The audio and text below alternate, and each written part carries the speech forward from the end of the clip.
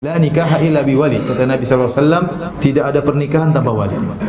Ayu mamra'atin nakahat bighairi idzni waliha fanikahuha batil fanikahuha batil fanikahuha batil. Atau kama qala Nabi SAW, wanita mana saja yang menikah tanpa izin walinya maka nikahnya tidak sah, nikahnya batil, nikahnya apa? Batil. A'udzu billahi minasy syaithanir rajim. Bismillahirrahmanirrahim.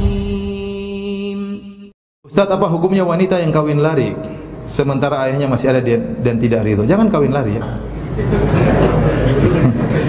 Ayahnya tidak ridho, apakah sah pernikahannya? Ya, jumhur ulama, mazhab Syafi'i, mazhab Hambali, mazhab Maliki, tidak sah pernikahan yang tidak diridhoi oleh ayahnya. Ayahnya walinya.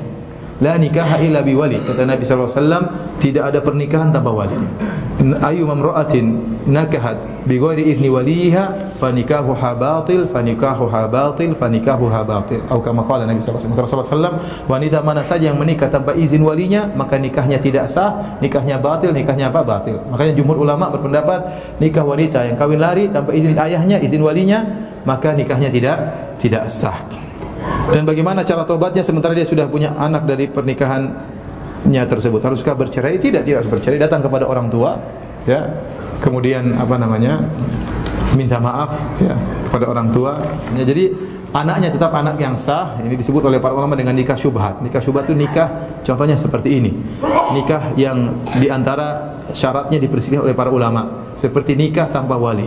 Bagaimana dengan hasil anaknya? Pendapat yang kuat, anaknya tetap anak yang resmi, anak yang sah, ya. Tapi pernikahannya bermasalah. Agar dia hilang dari permasalahan tersebut, dia nikah ulang.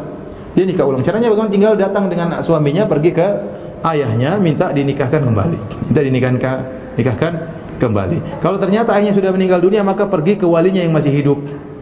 Walinya yang masih hidup, ya. Mungkin omnya, ya, atau mungkin kakak laki-lakinya, tergantung. Dengan begitu dia akan hidup tentram. Kenapa? Untuk menghilangkan keraguan. Ya, nikahnya sementara dia berhenti dulu, jangan cerai, tidak harus cerai. Berhenti dulu, pisah dulu, ya. Kemudian dia mulai nikahnya lagi yang baru, entah dengan tidak harus ke KUA. Yang penting nikahnya apa? Sah. Ya, pergi ke ayahnya untuk minta maaf, kemudian agar ayahnya mengizinkan untuk pernikahan, maka nikah lagi kembali. Kalau ayahnya sudah meninggal dunia, maka pergi ke walinya yang masih hidup, ya. Wallahu taala alam bisawab.